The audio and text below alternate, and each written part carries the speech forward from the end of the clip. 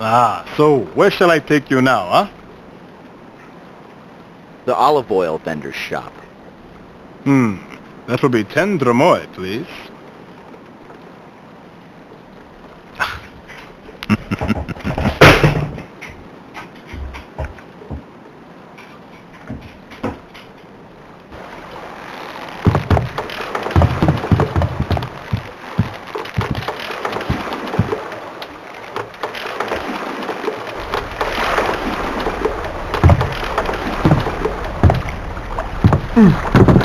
Here we are. Oh, watch your step now, huh? Alright, welcome back. We are at both the potter's shop and the olive oil vendor. They're offered as separate options, but I think the boat puts up at the same place either way. I'm also particularly been looking forward to this part because I said right at the beginning of the Let's Play that the reason this game was on my radar in the first place was because we played the demo for it, my brother and I, when we were kids, and this is the segment of the game that formed the demo, so now I get to relive that part in particular. Anyhow, let's have a poke around here and see what we can see. So, just for fun, maybe I'll turn into this guy, and this one's another one of those ones where I feel like might have to experiment a little bit with which disguises to use before I get the ideal reaction. But I might see some interesting things one way or another. Alrighty. So if we head over here, let's just start over on this side, just for the heck of it. Right. Those are black olives basking in the sun. Mediterranean cultures like the Minoans were able to cultivate the rocky fields to grow olive trees, creating a lucrative olive oil trade. From the amount here, I'd say that olives were one of the chief exports of Atlantis. Which might well have made sense, except that didn't we establish earlier that Atlantis keeps itself a deadly secret, so to whom are they exporting? Whatever. So, let's see.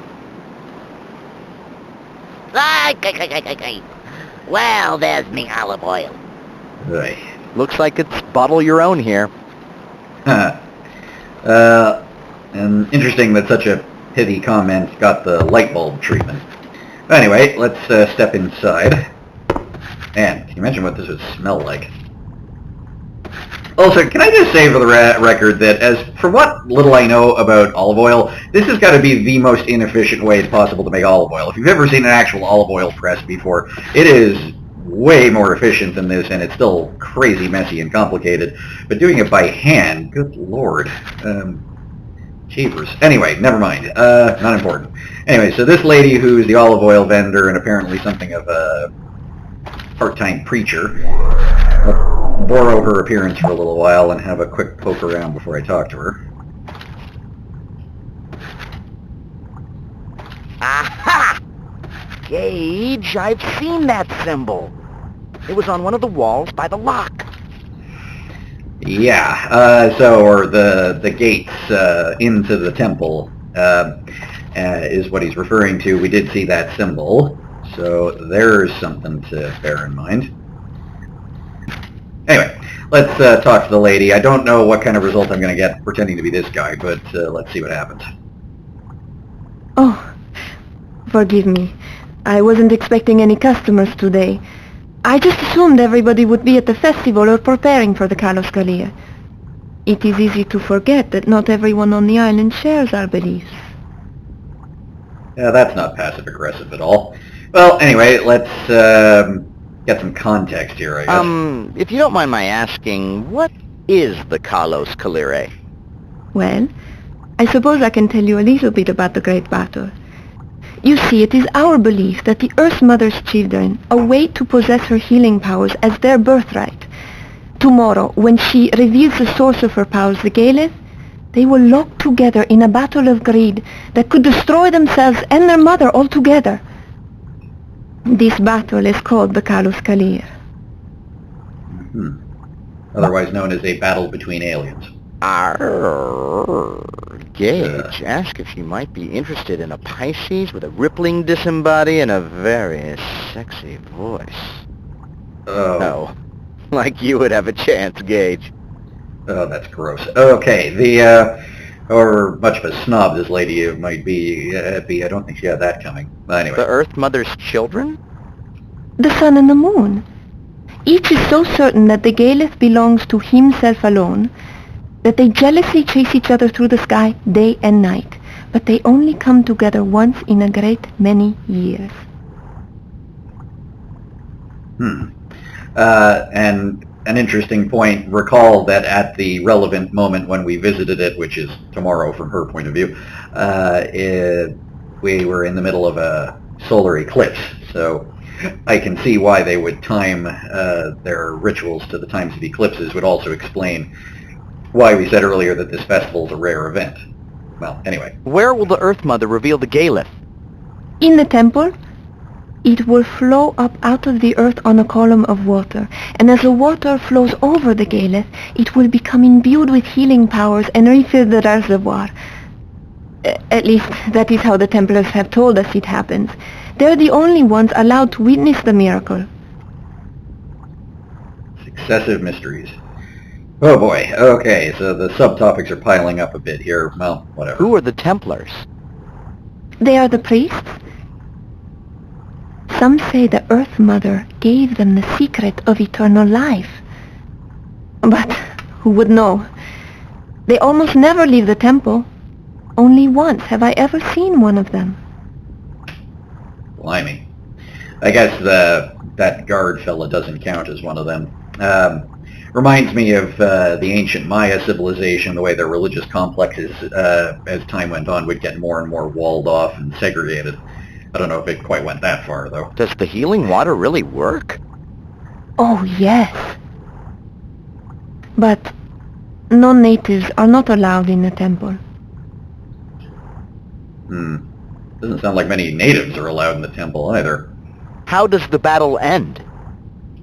If the battle ends peacefully, the Earth Mother retains the Galeth, and the people of Atlantis enjoy many more years of life and good health. If not, the Earth Mother perishes, and Atlantis along with her. But we have been here longer than anyone can remember, and we have seen many Kalos Kalirs. I think your luck might be about to run out, unfortunately. Why do you celebrate the Kalos Kalire? Oh, there are many reasons, really. But most see the Kalos Kalir as an excuse to live life to its fullest before the end comes. Live life to the fullest? What a horrifying idea. Alright, so that's the... Well, on the face of it, it seems kind of redundant, because the Kalos Kalira is the festival, but whatever. Let's see what she has to say about the festival itself. So, what happens at the festival? The festival is a 5-day celebration ending with the Kalos Kalir. It only happens twice in a lifetime, so everybody participates. There is always much food and wine, beautiful music, dancing, and entertainment of all kinds. It's really quite a party. But still, the thought that we would be better served by a more reverent observance lingers in my mind. I realize this might constitute a joke in very poor taste, but the way that she's kind of reluctant to have too much of a party puts me in mind, sounds like almost a parody of like very early Christianity, even though we're a solid, 1,500 years out from that kicking off, because I've heard quotes from like ancient Roman writers who think that Christians were really weird because they didn't seem to enjoy anything. But I do kind of feel bad for the poor lady because, her world's going to come to an end tomorrow. Well, anyway, better leave her be. Well, I should leave you to your work. Earth Mother's blessings. Okay. Well, that was decent of her, considering. Now, just for an experiment, I had it noted down just to try this out, is turn into someone who is noticeably a native Atlantean, such as this bloke, the guard fella, who I guess is not a Templar, but, and just try this again.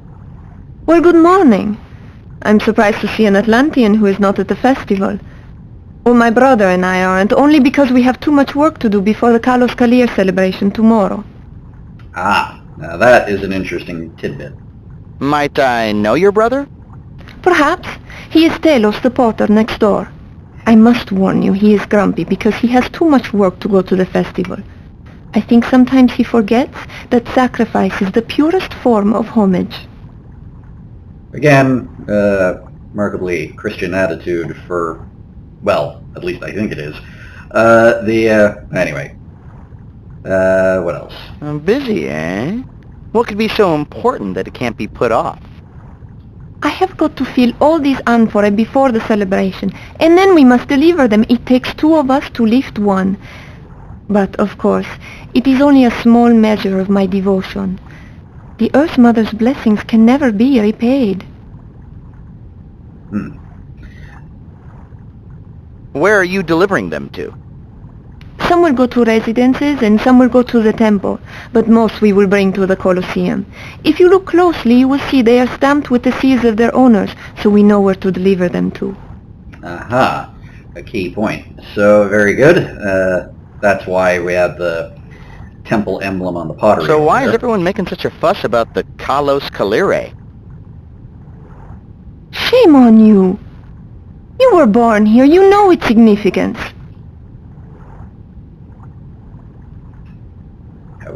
Pout.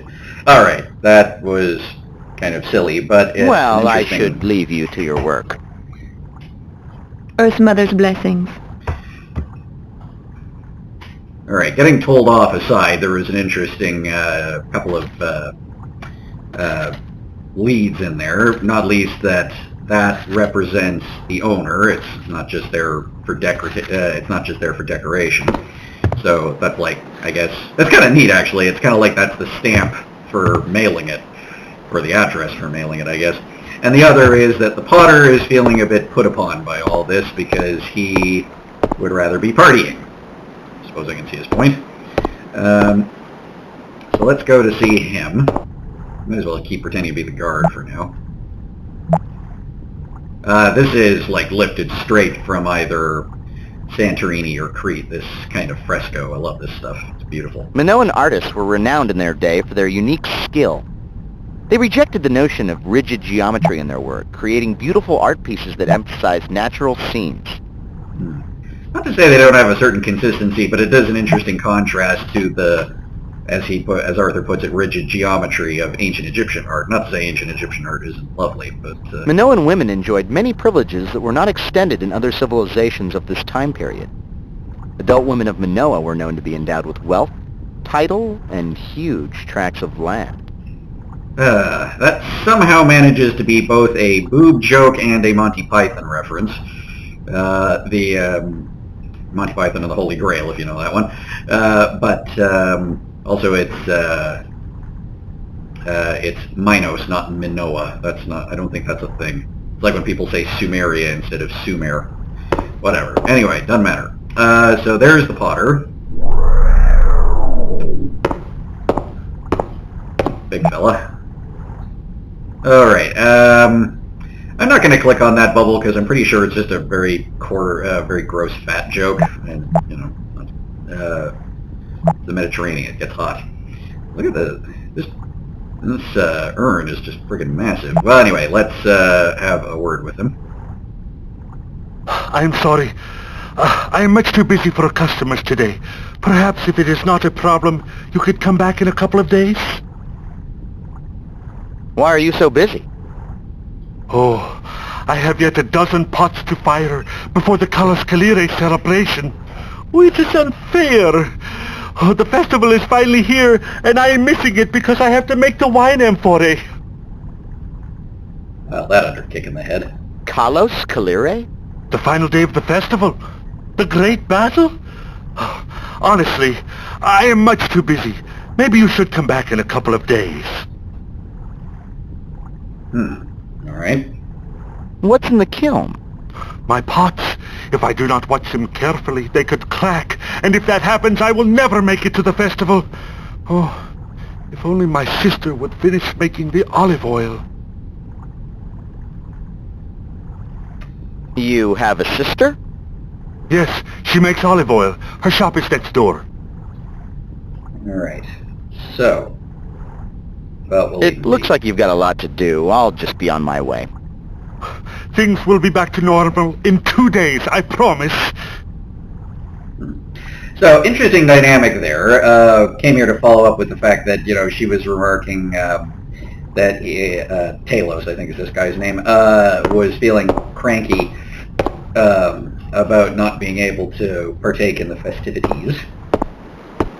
And he does indeed seem kind of keen to get out of there. So, if we find a way to get him out of there, it may work to our advantage. So, this is another case of where you have to kind of step away and pick a guise that might get the response. Now, no reason to think he knows who any of these other people are other than his sisters, so if I turn into her,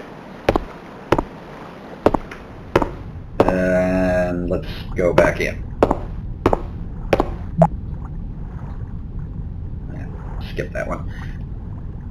Tira, have you already finished making the olive oil? Oh, I envy you. I still have a dozen pots left in the kiln. They will not be ready for at least 3 hours. Meanwhile, I am stuck here with nothing to do but to wait and watch. God, that guy's got the remarkable puppy dog face for someone his age. Okay. Stuck here? Is there somewhere that you need to go? That is not funny. You know how I've been looking forward to the festival, and tomorrow is the last day.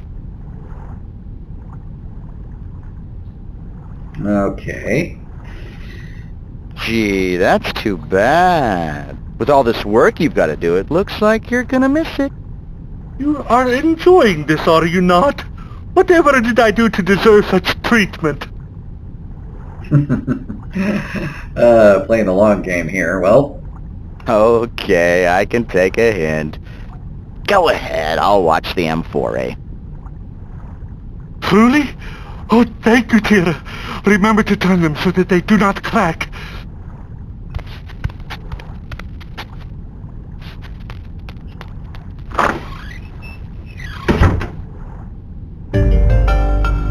alright, cue the music, which means we probably did something right. We follow him. I don't know where he went exactly. Maybe he had his own little boat or something back here. But, Looks like the potter already left with his own boat to the festival. yeah, it's a nice, oh, yeah, well, there you go. It's fun to come over here just for the sake of, again, admiring the scenery.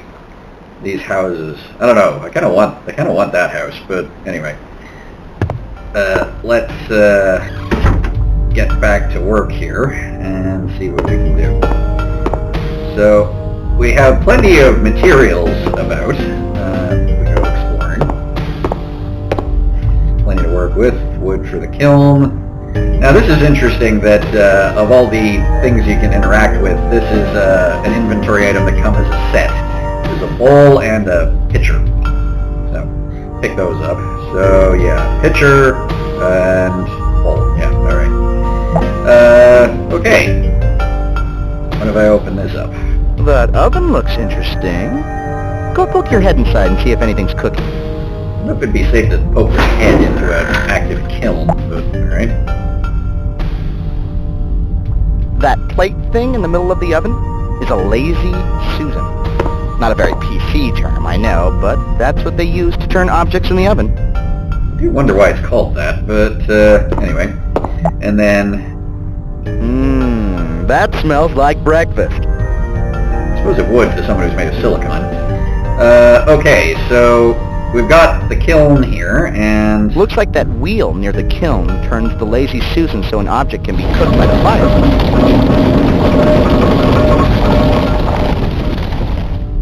So it does. Alright. It just does a full 360 no matter what you do. Alright. Well, let's close that. I don't think there's anything we can do about it. I don't want to stand in it, so... Although one assumes that this time suit thingy I'm wearing affords some protection. Alright, what have we got over here? I don't know. Normally, Gage, I would tell you not to touch anything while you're in a store. But you're older Go ahead, play with the machine. I'm not even sure what this is exactly. Seems to be for, like, extruding clay. So, yeah, that's... Yes, Mike, it's Amazing Discoveries, and this week we're showing you the amazing Play-Doh Poster Press. It twists, it squeezes. Order now and you can make a spinach pasta, an artichoke pasta, or how about a nice linguine terracotta? Well, apart from making me hungry, we do seem to have produced, somehow, a little cupcake of clay. I don't know, that's just what it looks like to me. Which doesn't remotely resemble what came out of there, but anyway, if I pop it in my inventory, it's raw clay. Yeah, raw clay. So it's not hardened or anything, obviously. But it might be just what I need if I need to make something that looks convincingly like one of those medallions that the fella at the temple mentioned. Alright, so if I nip in back to the olive oil vendor... Oh, except I better turn into someone who's not the olive oil vendor, lest I freak her right out. There, much better. Okay, and there we go. So this is what we need, is that emblem. That's the emblem of the temple, as far as we can tell. So if I click and drag it to there, hey... The olive oil vendor is not remotely noticing that I'm essentially committing the Atlantean equivalent of mail fraud right in front of her, but never mind. And then, let's see.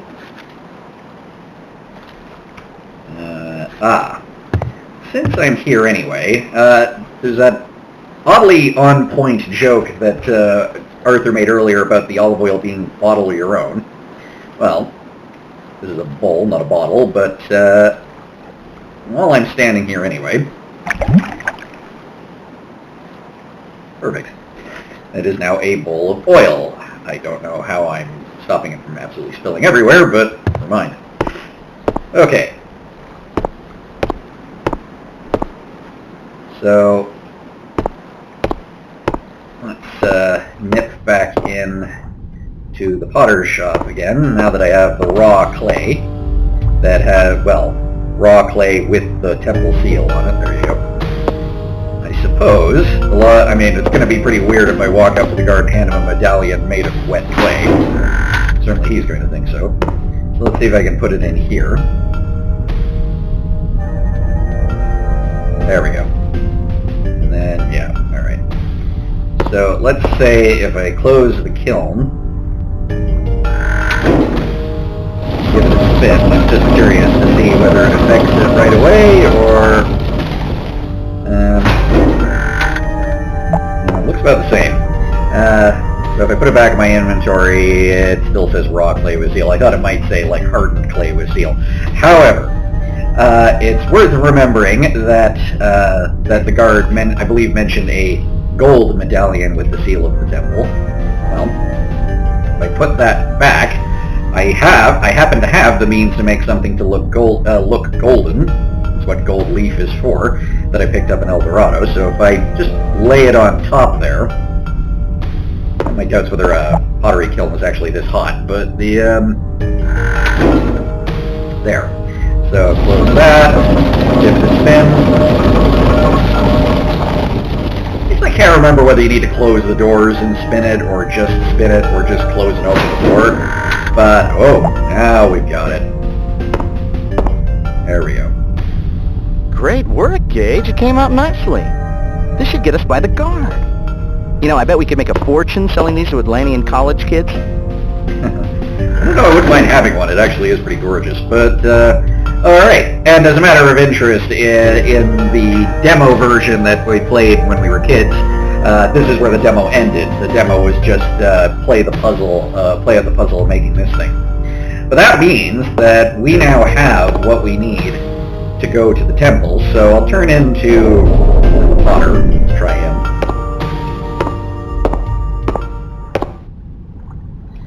And then we can head over to the temple once and for all, and not have as much of an argument about getting in. And talk to our guy here.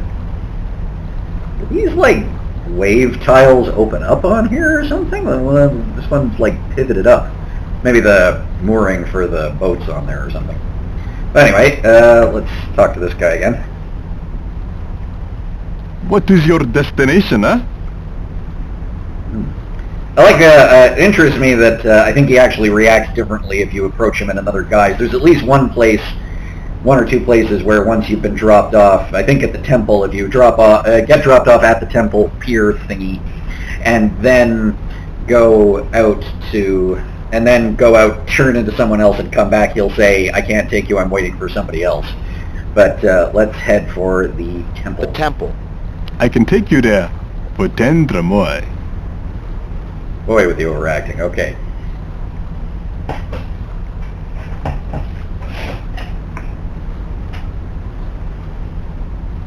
I'm surprised.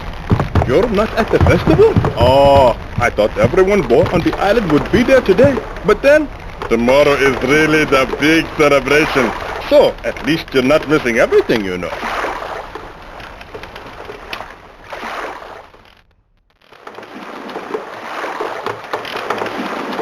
Okay, this is it. Hey, have a good day now. Alright, here we are again. So let's talk to that guard bloke one more time.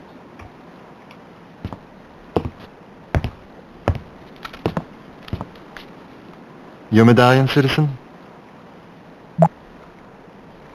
Gage, you like movies about gladiators? Alright. Hand over the medallion. See if it passes muster. Thank you. Return to your ferry, I will let you through.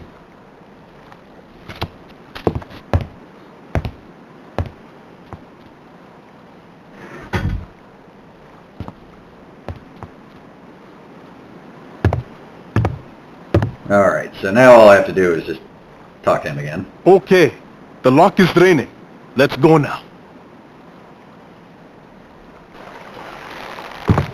I think I missed a dialogue option with Arthur where he explains how a lock works, like as he puts it, a water elevator. But possibly we're going to see it in action in a second here anyway. Hey, open the gates. Yeah, here we go.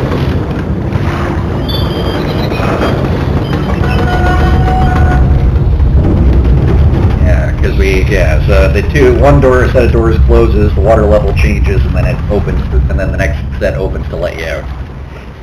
I've seen these before, I've never been through one. Alright, we have arrived.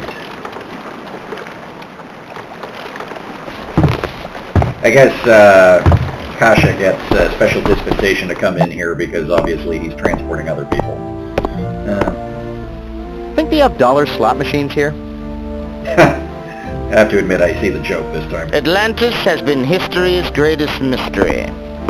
There have been hundreds of theories throughout time placing the resting place of the lost continent at the Mediterranean, the Arctic, Central Asia, South America, San Leandro, Winnemucca, north of the Pecos, Lake Titicaca, Sun, Fire.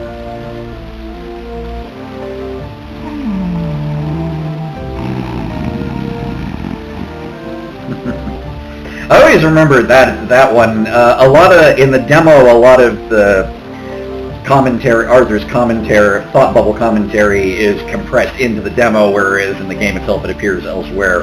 Occasionally throws me off, but that one always stuck in my mind. Especially, though it strikes me as odd that anyone would think Atlantis is Lake Titicaca, which is nowhere near a lot closer to El Dorado is in this game than it is to the Atlantic. But anyway. So we stand before a thing. Some kind of altar, font, maybe? Remember, we were told that this temple was supposed to have healing water somewhere. Keep looking. With all that sacred bowl imagery around the temple area, I would imagine that they store the water close by. I'm not sure if he said sacred bowl or bull. Because the bull symbol holds a special religious significance, I would say that the people within this temple regard that donut-shaped copper receptacle with some reverence. It may be meant to contain something sacred. like healing water, for example. And yea, when the acolyte looked up in awe, he saw the great towers of legend looking back at him approvingly, as if they were saying, "Moo." Okay, that one's pretty funny. Gage, I bet that the healing water is kept above in that copper receptacle and that it pours into the bowl below it. Pulling that cord on the chicken head probably allows the bowl to fill. I can't tell if calling it a chicken head is a joke or if this kind of valve is actually literally called a chicken head, but anyway.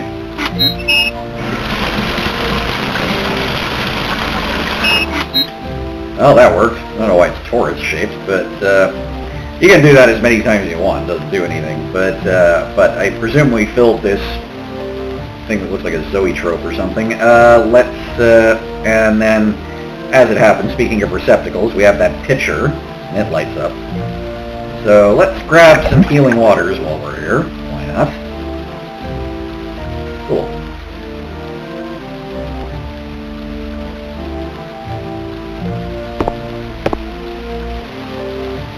Alright, oh, I see. So there's... what is this? So this altar, I guess is what you call it. Behind it is this shaft, and there's water running out of it. Aha! And I'll just bet you, if the water is running out of here, it's running into there and maybe getting piped out. So this is how they keep things organized. Then if I take this... oh, maybe not. Oh, there we go. Just didn't aim it quite right. Hitbox is in a weird place. There we go. So I'll just bet you that when I did that, I shut off the water. Nicely done, Gage. That should stop the flow of water in the secret passage. Yeah, exactly, what he said. I bet if I go back to the windmill now, like I can't... there's probably most of the temple, most of the rest of the temple I can't get at. I mean, it looks like there's stuff down there, but there's no means from this end for me to get there. So, that being said, if I go back to the windmill, I can sneak in the other way. So, oddly enough, for all the trouble we go to get into the temple through the front gate, we don't actually have to stay very, very long. Oh, poor Cashel looks really tense. Where can I take you now? Oh boy. Okay, windmill. The windmill. That'll be 10 dromoi. Oh boy, let's get the poor guy out of here. He looks stressed.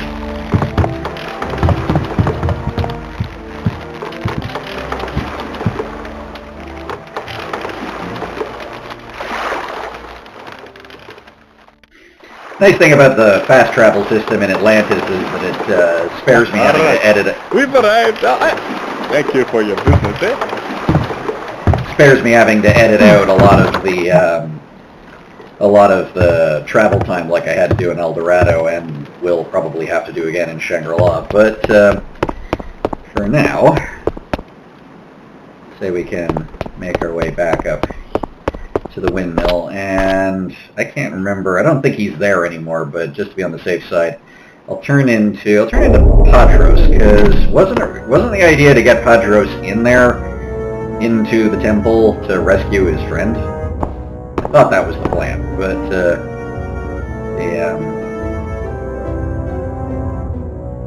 better yet, maybe turn into the guard, and then we'll play it from there. Okay, so if I open this up again, there we go. So, I think it must have worked, because Arthur said it probably did. Yep. Nice work, Gage. Now that we've dammed that river, we can get into the secret passage. After you. Huh. Yeah, so it's, there we go. It just automatically fast travels you through the tunnel, thank heavens. Presumably because that pipe is quite long. That dais structure in the room's center shows some stunning craftsmanship. This chamber must be sacred since the dais is covered with ornamental bullheads. Yeah, this is definitely pretty cool. And, whoops, I think I overshot. There we go. I'm going to have to come at this ladder from an angle, which is a little strange, but anyhow, let's start off going this way, just because.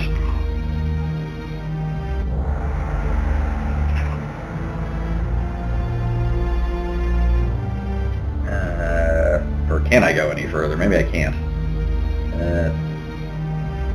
Alright, sorry, this isn't navigating the way I remembered it navigating. Oh, I see the problem. Okay. So, if I go this way, there's stairs.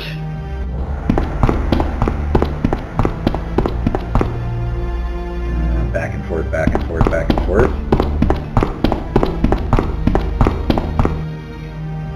Oh, and it stops.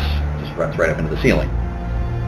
It's weird. I feel like there might be a glitch or something, because, I mean, there's lamps, but, like, it looks like daylight is still falling on there, even though there's no source for it. But, well, whatever.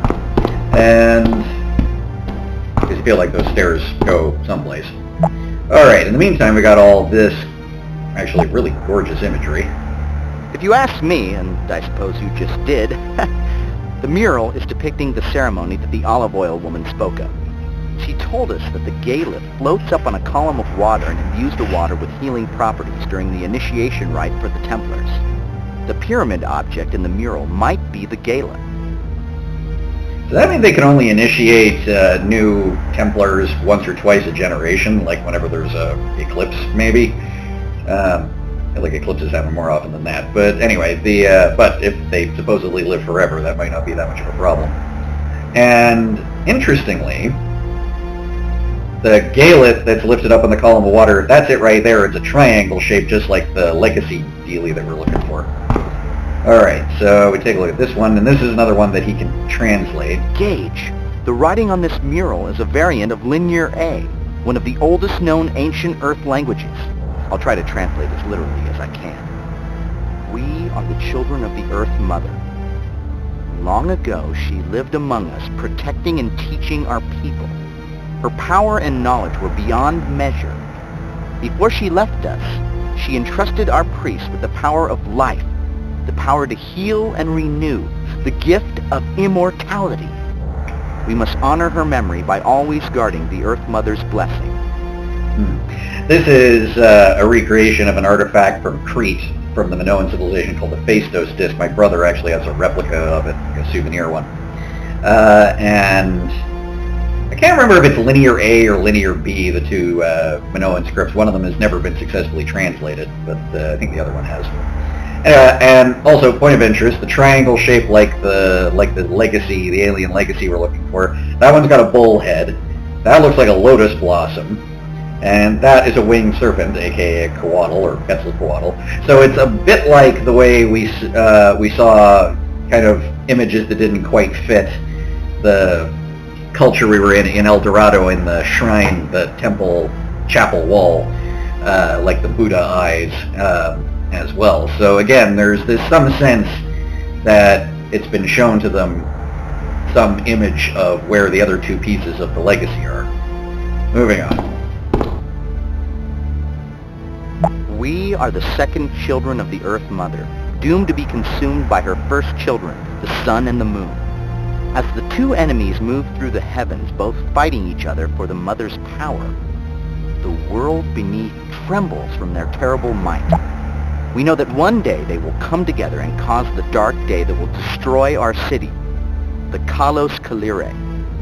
And I'm not imagining this because look, it shows the sun and the moon moving together and then eclipsing each other. So, and again, the sun and the moon fighting over the Earth Mother's power, the, what are they called, the Sorolans and the Quothalas fighting over the legacy, or a piece of it. They seem to have incorporated the sun and the moon into their religion mythology. The eclipse of the sun and moon represent the day that the Sorolans and the Quothalas battle over Atlantis and destroy the city. Given the way that this thing messes with time, they evidently were able to see it before it happened. Just like with all the crazy predictions in the Pampas images in El Dorado. Okay, so that again kind of draws out the connection and how they've interpreted it. Oh. It's interesting to note, though, hello, somebody's here. It's interesting to note, though, that again, they're not overplaying the Ancient Aliens thing. I mean, clearly they're getting powers from this, as they call it, the Gaelith, the piece of the legacy. But it doesn't necessarily seem to imply that they built their entire they could only have even built their entire civilization with it. Like the technology of the Gaelith seems to, give them foresight and eternal and maybe immortality, going with the time theme. But it didn't somehow teach them the technology to build wind pumps, for example. Anyway, so who have we here? Just steal his identity for a second and then talk to him. Hey! Who are you? Why are you here a day early? No, this was not the plan. Go back. Tell them I will deal only with Padros. Oh. Either he's one of those trendy young Elliot Sinclair impersonators, or Saros is Elliot Sinclair.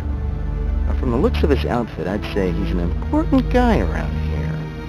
Yeah. Something about being a Templar allowed him to live until your time.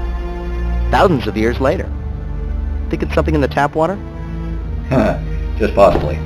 So, that was interesting that he, again, people in this town are terrible at keeping secrets if he blew his cover that easily, but let me just turn back into Patros. He said he'll only deal with Patros. It struck me as a needlessly on-the-nose clue because, he's talking to anybody as if they're all in on the secret resistance plan or whatever. That guy was a friggin' guard. Well, anyway, so that said, he handed it to us. We'll turn into Padros, and here we go. Padros. I'm glad to see they agreed to send you. Seeing you again brings back the good times we had during initiate training. That is until... Well, I wish I'd had the courage back then to stand with you instead of biting my tongue and grudgingly accepting the Templars' insular views. I was a coward.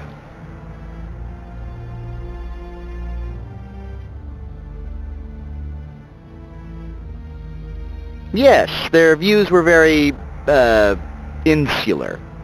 Yes. And you were absolutely right.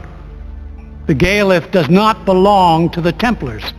It was meant for everyone. What right do they have to determine who should or shouldn't receive its healing grace? And despite great risk to yourself, you stood by your beliefs, even though it would mean at the very least giving up an opportunity you had waited your entire lifetime for.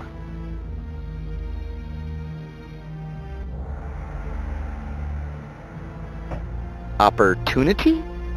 The opportunity to commune with the Gaelith. To find out if you were worthy of its most precious gift, eternal life. But now you shall have your chance. I will not stand in your way. I hereby renounce my title of Guardian Templar.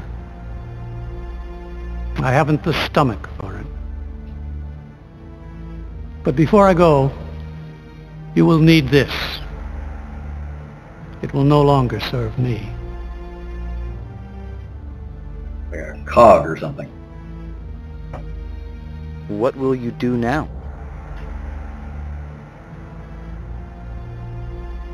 When I became a Templar initiate, I truly believed the Order was my life's calling. But I now realize that I cannot do the world a service by sequestering the Gaelith from those in need. I have been given a gift, and it's time I use it. I can help others, share with them the teachings of the Earth Mother. Her blessings were meant for all. Your courage has helped me to see this, and now I must call upon my own to find my way. Good luck, my friend.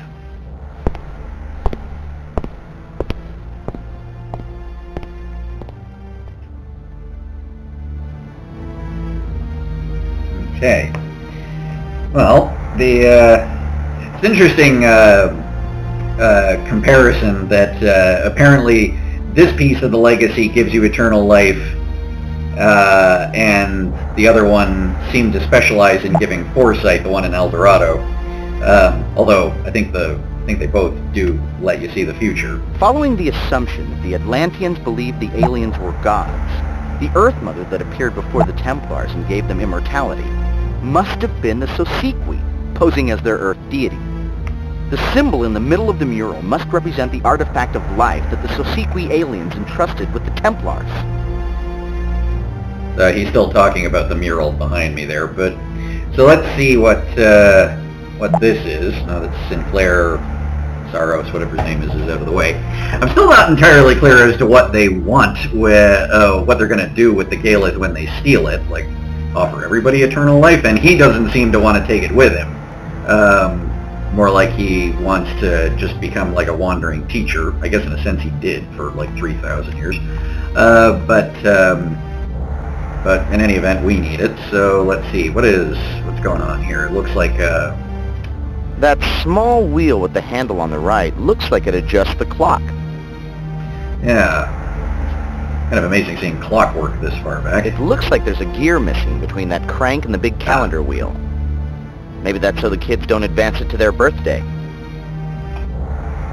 Or maybe that's the thing he gave me.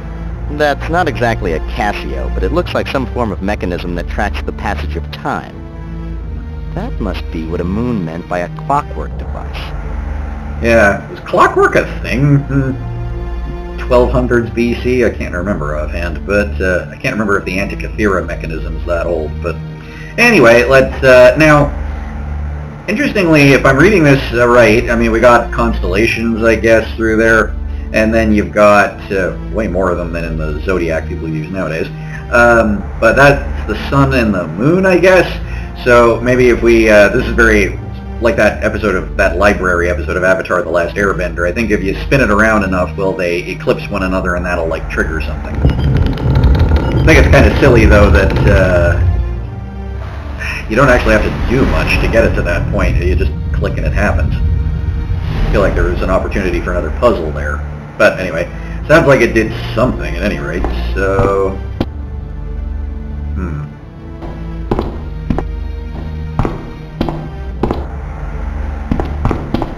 Go up here. I'm wondering if it got those stairs out of my way.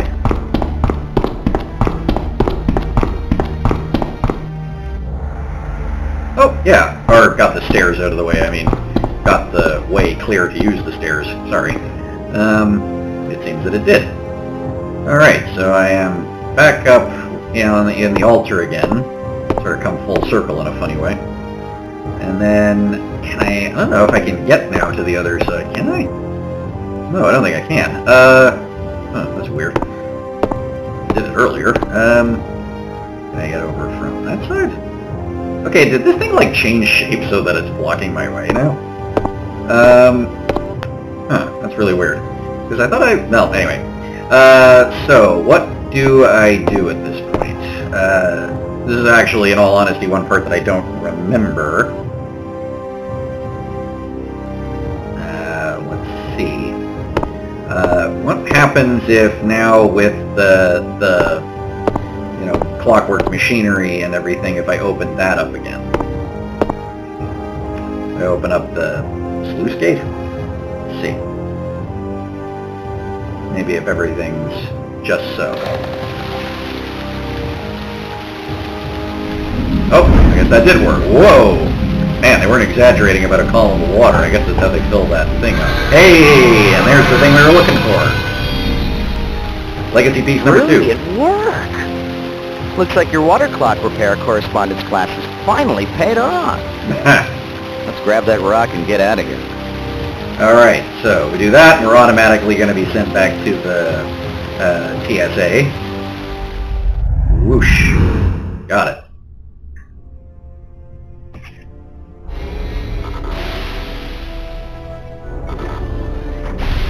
Excellent work, Gage.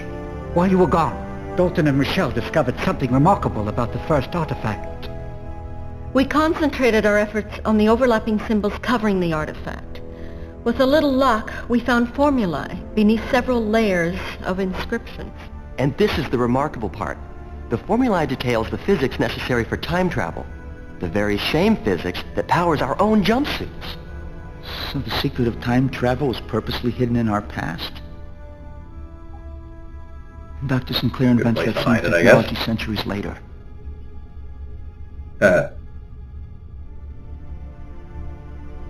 So did he figure it out that way, or whoa, or did he?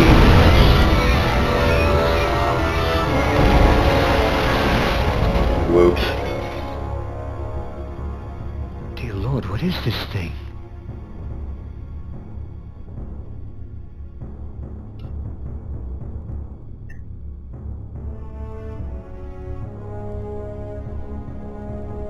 Quarthalis have entered the Earth system? Nothing has deterred them. They've ignored the Cyrolan ambassador's plea for peace talks. The symbiotry appears powerless. It looks like it's all up to us. I'll find the last artifact.